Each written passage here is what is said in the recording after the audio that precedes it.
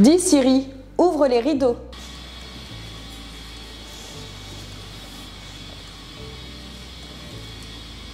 Non mais c'est pas un truc de ouf. Salut à tous, je suis ravie de vous retrouver dans cette nouvelle vidéo et aujourd'hui nous sommes sur une petite vidéo test étant donné que j'ai eu l'occasion de découvrir et de tester de nouveaux appareils qui arrivent chez SwitchBot. J'ai reçu les Curtain Rod 3, ce sont ces fameux petits robots qu'on installe sur notre tringle et qui ouvrent et ferment nos rideaux automatiquement. C'est assez incroyable, c'est la première fois que je teste ce genre de choses. Et j'ai également reçu l'aspirateur robot, le K10 Plus, qui est l'aspirateur le plus petit au monde avec station. J'étais plutôt curieuse de découvrir ces deux produits que je connaissais absolument pas et nous allons découvrir ça ensemble. On commence tout de suite, allez c'est parti. J'ai donc reçu, comme je vous le disais, le K10 Plus de SwitchBot qui est l'aspirateur le plus petit du monde et qui est donc adapté aux intérieurs de moins de 80 mètres carrés.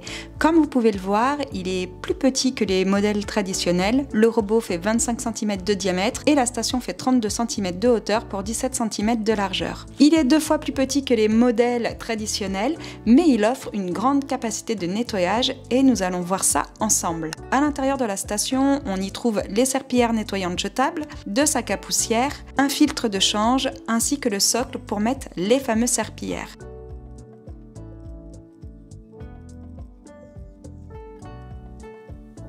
Il est doté d'une brossette, il y a également une brossette supplémentaire qui est fournie, d'une grosse brosse latérale. Quant au socle à lingettes, il se fixe au-dessus de la brosse latérale en un seul clic. Les lingettes nettoyantes se fixent facilement sur le socle, elles sont prédécoupées aux dimensions de celui-ci. Sous son capot, on y retrouve le bac à poussière avec le filtre et les boutons de démarrage.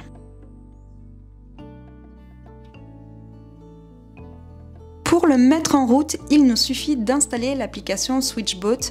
Une fois que l'application est installée, on ajoute un nouvel appareil, on sélectionne celui que nous avons en notre possession, dans notre cas le K10 Plus, on suit les étapes précisées sur l'application, on allume l'aspirateur, puis on appuie sur les 2 boutons pour le synchroniser au Wi-Fi. On peut lui donner un nom et voilà, notre aspirateur est installé, c'est ultra simple. On nous conseille bien sûr, avant de cartographier notre intérieur, de retirer tout ce qui traîne par terre. L'application nous demande ensuite si nous souhaitons ne pas être dérangés sur certains créneaux horaires. Vous pouvez accepter, sinon on pourrait y revenir un petit peu plus tard dans les paramètres. Et voilà, le robot est prêt pour créer la carte de notre intérieur.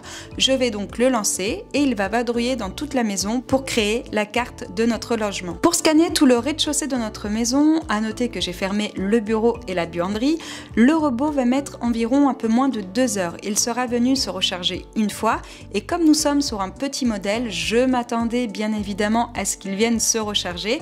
Par contre, j'ai noté que la recharge se fait ultra rapidement, en même pas 1 heure il me semble. Côté réglage, on peut faire plein de choses. J'ai déjà testé des modèles d'aspirateurs et autant vous dire que celui-ci est vraiment complet. C'est le plus complet des petits modèles que j'ai testés. Nous avons tout d'abord un menu dans lequel on peut bien sûr personnaliser notre carte en donnant des noms à chacune de nos pièces. Nous pouvons fusionner des pièces afin d'en faire qu'une. Et nous pouvons également diviser nos pièces. Pratique quand on veut diviser une cuisine ouverte sur le séjour ou alors quand on a un double salon par exemple. Ensuite, nous avons un petit onglet carte qui nous permet de créer une nouvelle carte. Si vous avez un étage, cette fonction peut être vraiment utile. Ensuite, nous avons également un onglet avec le journal de nos nettoyages.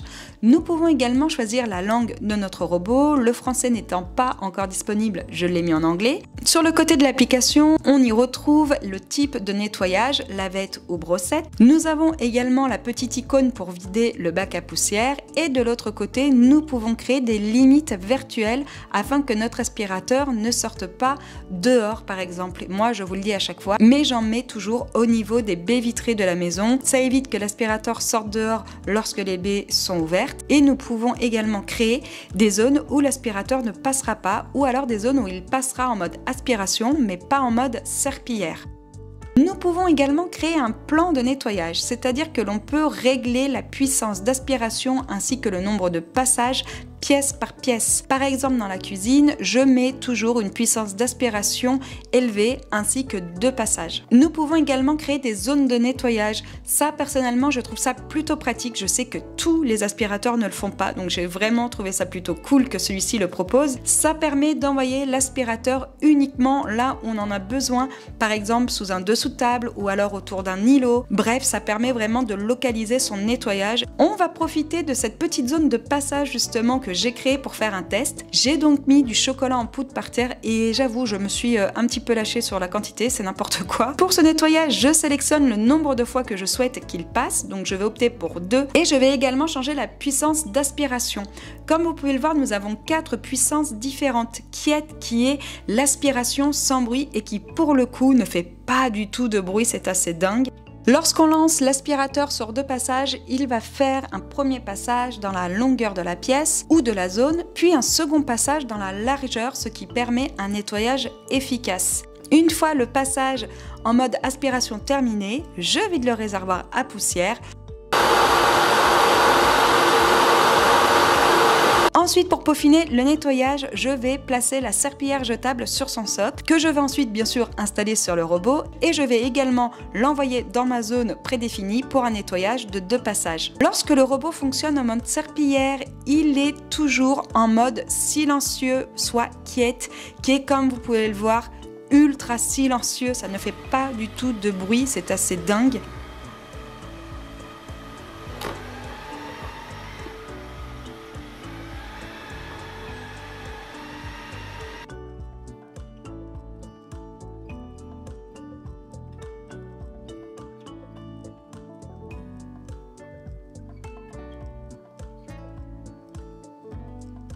Et voilà, le nettoyage est terminé et le sol est parfaitement propre. Un des avantages les plus importants du K10 Plus, c'est sa petite taille. Il peut donc se faufiler absolument partout et même dans les recoins. Il passera donc facilement sous le canapé, entre les chaises des tables, sous le lit, etc. On n'a donc plus besoin de soulever tous les petits ameublements pour avoir un nettoyage efficace. Donc voilà pour toutes les fonctionnalités du K10 Plus. Et maintenant, nous allons passer aux curtains. Comme je vous le disais, j'ai également reçu de SwitchBot les curtains Rode 3. Et alors là, si vous ne connaissez pas, vous allez voir, c'est vraiment trop pratique. Dans la boîte, on y retrouve l'unité centrale qui est le moteur. Ensuite, nous avons la paire de crochets Rode 3. Les perles à fixer qui nous serviront pour certains types de rideaux, le câble d'alimentation et quelques accessoires. Pour l'installer, il suffit d'aller sur l'application SwitchBot, on va ensuite sur l'accueil et puis on ajoute un appareil. On recherche bien évidemment l'appareil que l'on souhaite ajouter. Dans notre cas, c'est les curtains. On appuie sur le bouton de notre unité et on n'a plus qu'à attendre que ça se synchronise. Et voilà, c'est fait. On choisit la position de nos rideaux. Dans notre cas, ils vont s'ouvrir par le milieu et on fait pareil pour le deuxième. Une fois que c'est fait, on peut lui donner un nom. Je vais donc l'appeler robot fenêtre et on peut également le localiser dans une pièce. Pour nous, ça sera le salon. Ensuite, on choisit le type de trinque que nous avons ainsi que le type de rideau. Nous avons ensuite une petite vidéo guide qui est ultra pratique pour bien l'installer. L'installation est simple, on passe les crochets comme ceci, la barre en métal vers les rideaux, puis on vient installer le moteur en plaçant le bouton face à la fenêtre. On peut légèrement tirer sur les crochets pour les mettre à la bonne hauteur et bien les fixer sur l'unité.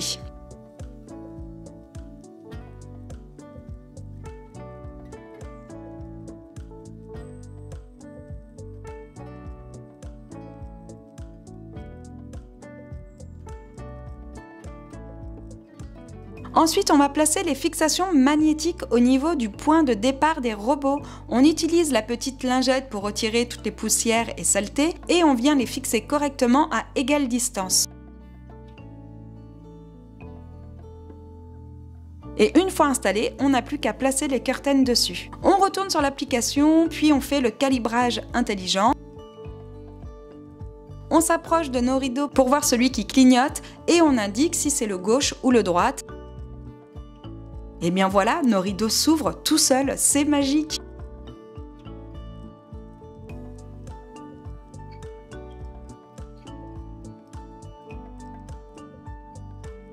Bon alors voilà, installation terminée, franchement ça se fait hyper rapidement. J'avais un petit peu peur au début et en fin de compte c'est ultra simple à mettre. Du coup nous avons notre petite application, on a juste à sélectionner le rideau en question et après pour l'ouvrir on n'a plus qu'à appuyer sur le bouton. Ah c'est ouf. Ah j'aime trop, c'est incroyable. J'en ai que 2, donc je les ai installés sur la fenêtre du salon, mais ce qui aurait été ouf, c'est d'en mettre 2 également ici pour ouvrir les 2 baies en même temps. Je pense que ça aurait juste été dingue. Pour que toute la famille puisse s'en servir, on peut bien sûr connecter la télécommande SwitchBot Remote. Pour l'installer, c'est ultra simple. On vient ajouter un appareil avec le petit plus et on cherche l'appareil en question. Comme indiqué, on appuie sur les 2 boutons en même temps et voilà, la télécommande est synchronisée à l'application et parfaitement installée.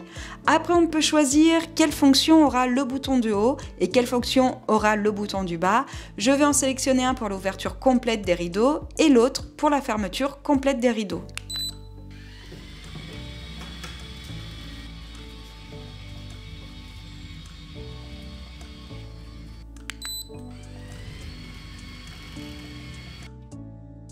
Je vais également connecter les curtains à Siri et comme j'ai un peu galéré à le faire, je vous montre parce qu'en fait c'est super simple. On va dans l'application, on sélectionne les curtains et ensuite on appuie sur le petit écrou en haut à droite de l'écran. On va dans Service Cloud que l'on va venir activer, puis on sélectionne Siri et il ne nous reste plus qu'à enregistrer la phrase que l'on souhaite pour dire à Siri d'ouvrir le rideau et de le fermer. Donc on va faire simple en lui disant ouvre le rideau et ferme le rideau. Dis Siri, ouvre le rideau. Ok, c'est fait.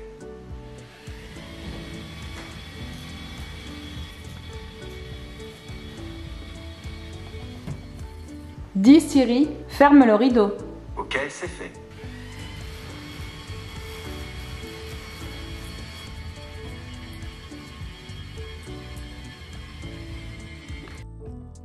Côté application, on peut aussi s'amuser à ouvrir et à fermer le rideau en faisant glisser notre doigt sur le rideau de l'application. Il est également équipé du mode Quiet Drift qui est conçu pour nous aider à nous réveiller avec une simulation apaisante de lever de soleil, ce qui peut par exemple remplacer notre réveil. On peut aussi créer une routine, c'est-à-dire que l'on peut lui mettre des heures d'ouverture et de fermeture. Je peux par exemple lui demander d'ouvrir les rideaux en grand tous les matins à 9 h et de le fermer tous les soirs à 18 h. Et enfin, le mien n'est pas encore équipé, mais on peut bien sûr y installer des petits panneaux solaires afin qu'ils se rechargent automatiquement chaque jour. Comme ça, on n'a pas besoin de s'occuper de les recharger et ça, c'est plutôt pratique. Les SwitchBot Curtain Rod 3 peuvent bien évidemment être synchronisés au SwitchBot 2 qui est un hub ultra polyvalent et qui est équipé de Matter. Cela nous permet de regrouper toutes nos télécommandes infrarouges et de contrôler les appareils à distance même sans Wi-Fi via le réseau local de notre téléphone. Donc voilà, vous savez tout sur le K10 Plus ainsi que les Curtain Rod 3 de SwitchBot. Nous sommes bien sur le robot le plus petit au monde, en tout cas que moi j'ai pu tester. Comme vous avez pu le voir, on a quand même tout un tas de réglages malgré sa taille qui est digne des stations bien plus grosses que celui-ci.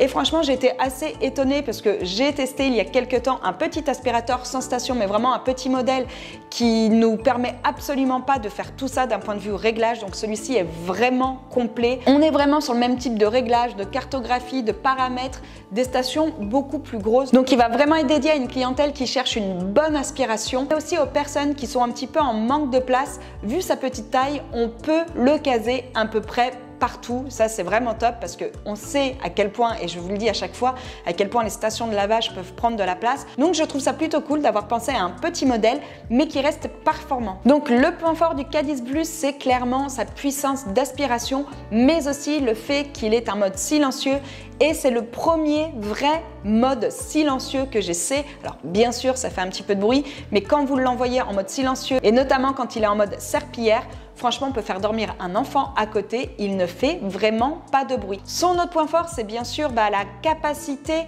de son sac à poussière. On est sur un sac à poussière de 4 litres, donc on peut être tranquille pendant quasiment 2 mois sans avoir besoin de le changer. Donc tout dépend bien sûr de la fréquence à laquelle vous allez le passer, si vous avez des animaux, etc.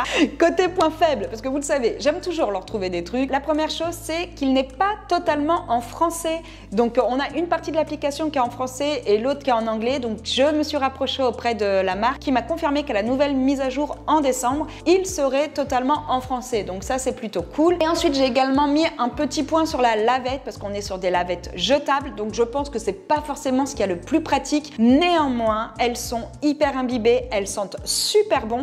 Et comme je vous disais, pour un nettoyage d'appoint, vous avez bien vu avec le chocolat, pareil, ça marche très bien. Ensuite, concernant les Curtain Rod 3, alors grande première pour moi je trouve ça assez ouf ce type d'innovation. Je trouve ça chouette d'avoir des maisons de plus en plus connectées, même si nous, en tant que personne, ça va nous rendre de plus en plus feignants. Voilà, si aujourd'hui on n'est plus capable de se lever pour ouvrir nos rideaux, c'est quand même dommage. Néanmoins, je trouve que c'est plutôt adapté pour certaines personnes, notamment les personnes qui ont des grandes baies vitrées. Pour vous donner un exemple, nous ici, quand on a fait construire, donc on a une grande baie vitrée de 3 mètres ici, une autre là, on a hésité à mettre ce pan de mur là. À la base, on voulait faire qu'une grande baie vitrée pour avoir vraiment une grande baie panoramique, donc ça aurait été une baie qui aurait fait quasiment 9 mètres. Et je trouve que pour ce type de baie vitrée, ça peut être quand même super sympa d'avoir ce type de robot pour ouvrir des grands linéaires de rideaux, c'est quand même cool. Et puis qu'on se le dise, il y a quand même un côté hyper moderne et hyper classe, moi je trouve, à voir ces linéaires de rideaux s'ouvrir automatiquement. D'ailleurs, j'avais déjà vu ce type d'installation, notamment quand je regarde des fois des room tours de maisons de luxe aux États-Unis notamment, et il y a beaucoup de maisons qui sont équipées de ce type de robot. Également pour les personnes qui ont des grandes baies vitrées en hauteur, et je pense notamment à ma mamie qui a une vieille maison avec des grandes fenêtres qui doivent être au moins à 4 ou 5 mètres et forcément ces tringles sont à cette hauteur-là. Je pense que ça peut être ultra pratique, encore plus quand on a des rideaux qui sont lourds, ou encore je pense notamment aux personnes bien sûr à mobilité réduite qui ne peuvent pas forcément ouvrir le rideau tous les jours ou pour lesquels c'est compliqué, mais aussi pour les personnes qui sont souvent en déplacement et qui savent faire des simulations de présence. Là pareil, ça peut être ultra pratique parce qu'on peut les programmer comme vous avez pu le voir pour qu'ils s'ouvrent et se ferment à certaines heures dans la journée. Donc pour les maisons de ville, les gens qui sont en appartement, type rez-de-chaussée, etc. et qui veulent simuler des présences quand ils sont pas là, ça peut être pareil l'appareil idéal. Donc voilà pour les 2 nouveautés de ces SwitchBot. J'espère que cette revue vous aura plu et vous aura aidé à y voir plus clair si vous cherchiez quelques informations sur ces 2 appareils-là. Si vous avez des questions, comme d'habitude, n'hésitez pas à me les poser en barre d'infos. Je viendrai y répondre avec plaisir si j'ai les réponses, bien entendu. Sur ce, je vous souhaite à tous une très belle journée et je vous dis à bientôt. Ciao!